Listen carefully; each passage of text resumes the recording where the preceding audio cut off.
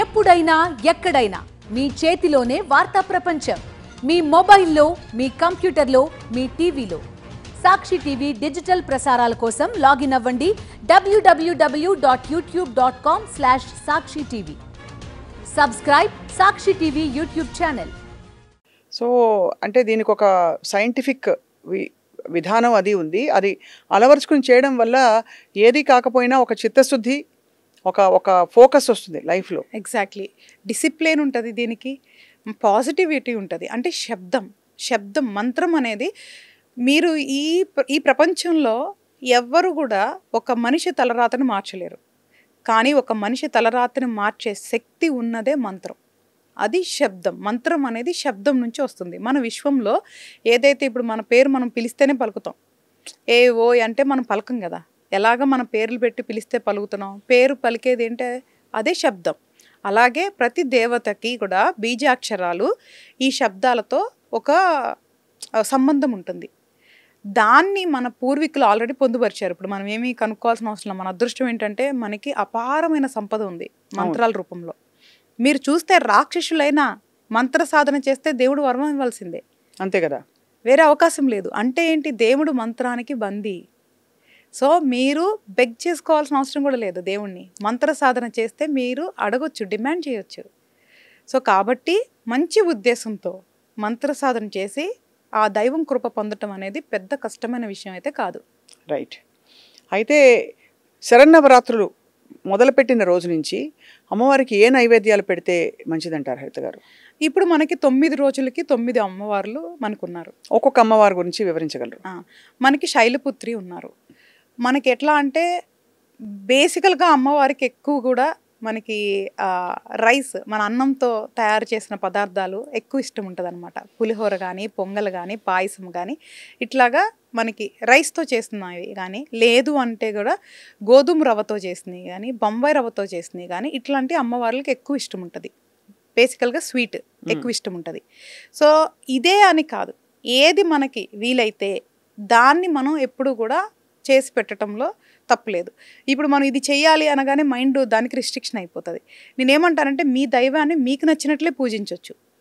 కానీ మీరు గనక ఆవాహన చేసి, దేవత ఆవాహనం చేసి పూజించేటప్పుడు మాత్రం అది అందరికీ రాకపోవచ్చు. జనరల్గా కొంచెం అనుభవం వాళ్ళు చేసినప్పుడు మాత్రం నైవేద్యం అనేది ఒక చిటికెడో స్పూను అట్లా పెట్టకూడదు, ఎక్కువ మోతాదులో పెట్టాలి. అంటే ఇప్పుడు మనిషి మనం ఎట్లా తింటామో, మనం గనక దేవత ఆవాహనం చేసి గనక మనం పూజ చేస్తే నైవేద్యం అనేది క్వాంటిటీ ఎక్కువ పెట్టాలన్నమాట. సో మనం జనరల్గా ఒక చిన్న గిన్నెలోనో ఒక పండు ఒక స్పూన్ అట్లా పెడతాం. నైవేద్యం పెట్టే కాన్సెప్ట్ అది కాదు యాక్చువల్గా.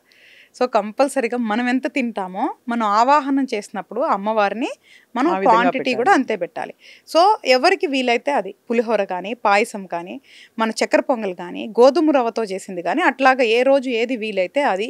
ఏది అవ్వనప్పుడు ఫ్రూట్స్ అయినా సరే పెట్టాలి, ఫలాలైనా సరే పెట్టొచ్చు. అరటిపళ్ళు, యాపిల్ పళ్ళు అట్లా ఏదైనా సరే పెట్టొచ్చు. సో మనకి మొదటి రోజు శైలపుత్రి మనం పూజిస్తాము, రెండో రోజు బ్రహ్మచారిని పూజిస్తాము, మూడో రోజు చంద్రగంటను పూజిస్తాము అమ్మవారిని, నాలుగో రోజు కూష్మాండా దేవిని పూజిస్తాము, ఐదో రోజు స్కందమాతను పూజిస్తాము, ఆరో రోజు కాత్యాయని దేవిని పూజిస్తాము, ఏడో రోజు కాలరాత్రిని పూజిస్తాము, ఎనిమిదో రోజు మహాగౌరిని పూజిస్తాము, తొమ్మిదో రోజు సిద్ధదాత్రి అమ్మవారిని పూజిస్తాము. తర్వాత విజయదశమి 10వ రోజు మనం విజయదశమిని సెలబ్రేట్ చేసుకుంటాం. సో కాబట్టి అమ్మవారిని ఇప్పుడు నేనేమంటున్నానంటే సాధారణంగా మన ఇంట్లో ఉండే అంటే అటు స్త్రీలు కానీ పురుషులు కానీ మంత్రాలు లేదంటే పురోహితులు లేకపోయినా కూడా చక్కగా మీరు ఏదైతే పెట్టి పసుపు ముద్ద, గౌరీ ముద్ద మనం ఇంతకుముందు పెడతాం కదా, గౌరీ మాత అంటాం, పసుపు ముద్ద ఉంటుంది కదా, అలా పెట్టైనా సరే ఆ అమ్మవారిని మనం ఆవాహనం చేసుకున్నట్లుగా సొంతంగా కూడా చేసుకోవచ్చు. ఈ అమ్మవారి స్వరూపాలు అందరికీ కూడా స్తోత్రాలు మనకి ఆహ్వానించడానికి, ఆవాహన చేసుకోవడానికి మనకి మంత్రాలు ఉంటాయండి? ఉంటవి. ఆ స్టేజ్ వరకు కూడా మనకు అవసరం లేదు. ఆల్రెడీ ఇప్పుడు మంత్ర సాధన చేసిన వాళ్ళకైతే ప్రాణ ప్రతిష్ఠ మంత్రాలు ఉంటాయి. సో మనం ఎవరినైనా సరే మనం ఆవాహనం చేసేదానికి ఉంటుంది. బట్ మనం సామాన్య భక్తుల గురించి మాట్లాడుతున్నాం కాబట్టి అవును, ఇంత సాధనలో ఉండరు కాబట్టి అసలు అవసరం లేదు. మనస్ఫూర్తిగా పిలిస్తే కూడా అమ్మవారు రావచ్చు. సో దానికి మనం మంత్రాలు, సంస్కృతి, వేదాలు కూడా అవసరం లేదు. సో మనము అమ్మవారిని అక్కడ వచ్చి కూర్చోబెట్టి మనం పూజ చేస్తున్నాము అని మనం ముందు నమ్మాలి. సో మనం ఎట్లా ప్రిపేర్ అవ్వాలంటే అమ్మవారిని స్వయంగా పిలిచి మనం అక్కడ పెట్టుకొని పూజ చేస్తున్నాము అనే ఏదైతే నమ్మకం ఉంటుందో ఆ నమ్మకం కూడా పెద్ద మంత్రమే. అండ్ చాలా మౌలిక ప్రశ్న ముందు అడిగి ఉండవలసిన ప్రశ్న అమ్మవారి తత్వం ఏం చెప్తోంది, ఏం బోధిస్తోంది, ఒక స్త్రీకి ఏం బోధిస్తోంది ముఖ్యంగా? ఎందుకంటే మనం అమ్మవారిని అమ్మగా చూసాము, లాలించే అమ్మగా చూసాము, చాలా కాళికా అమ్మవార్ల రౌద్ర రూపం కూడా చూసాము.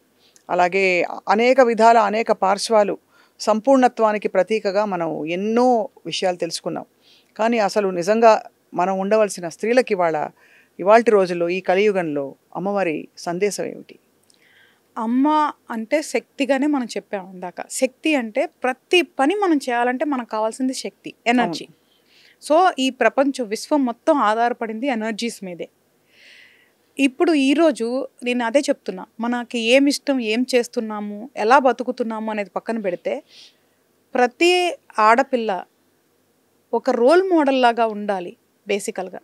అంటే ఈ శక్తి పరాశక్తి అంటే ఈ సృష్టి మొత్తం సృష్టించింది పరాశక్తి, ఒక స్త్రీ శక్తి అని మనం చెప్తున్నాము. కానీ రియల్ లైఫ్లో చాలా బలహీనంగా ఉంటుంది స్త్రీ శక్తి. అవును.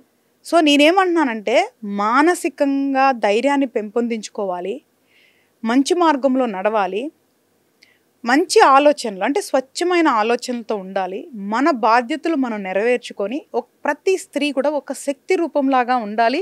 అలాగే పురుషులు స్త్రీలని అంతే అద్భుతంగా ఒక మాతృదేవతలాగానో ఒక భార్యని కూడా ఒక గౌరవంగా వాళ్ళు చూసుకోవాలి. గౌరవంగా అంటే మన ఇంట్లో ఉన్న కూతురిని కూడా మనం దేవి స్వరూపంగా పూజించుకోవచ్చు. సో నేనేమంటున్నానంటే ఫస్ట్ మనల్ని పూజించి గౌరవించేలాగా మన నడవడిక ఉండాలి. కాబట్టి ఇప్పుడు ఎంత కల్చర్ మారినా మన సంస్కృతిని వదిలిపెట్టకుండా మన కుటుంబాన్ని గౌరవించుకుంటూ మన బాధ్యతల్ని చేపట్టుకొని ఏ బంధంలో మనం ఉంటామో ఆ బంధంలో మనము చాలా జెన్యూన్గా ఉండాలి. సో ఎంత శక్తి స్వరూపం, ఈ ప్రపంచాన్ని నడిపించే శక్తి స్వరూపం స్త్రీ శక్తి అయినప్పుడు ఇప్పుడు స్త్రీలు ఎలా ఉంటున్నారు, ఎలా ఉండాలి అనేది వాళ్ళే ప్రశ్నించుకోవాలి. మనం కనుక ఇప్పుడు సాధనతో మన శక్తిని పెంచుకొని మన మేధస్సుని మన జ్ఞానాన్ని పెంచుకుంటే ఇప్పుడు కూడా ప్రతి స్త్రీ కూడా ఒక శక్తి స్వరూపిణి అవుతుంది. చాలా మంచి మాట చెప్పారు హరిత గారు. ఇవాళ రోజుల్లో కావాల్సిన మంచి మాట చెప్పారు. కానీ నిజంగానే ఈసారి దసరా నవరాత్రులకి అందరూ వారి వారి శక్తిని గ్రహించుకుని అలాగే వారు చేయవలసిన కార్యక్రమాలన్నీ సవ్యంగా చేసి నవరాత్రుల్లో అమ్మవారిని ఆవాహనం చేసుకుని హాయిగా జరుపుకుంటారని చెప్పి ఆశిస్తున్నాం. పేదవాడి పక్షాన నిలబడతాం, ప్రజా గొంతుకై నినదిస్తాం. వాయిస్ ఆఫ్ వాయిస్లెస్, తెలుగువారి మనస్సాక్షి సాక్షి టీవీ. సాక్షి టీవీ ప్రసారాల కోసం మీ స్థానిక కేబుల్ ఆపరేటర్ను వెంటనే సంప్రదించండి.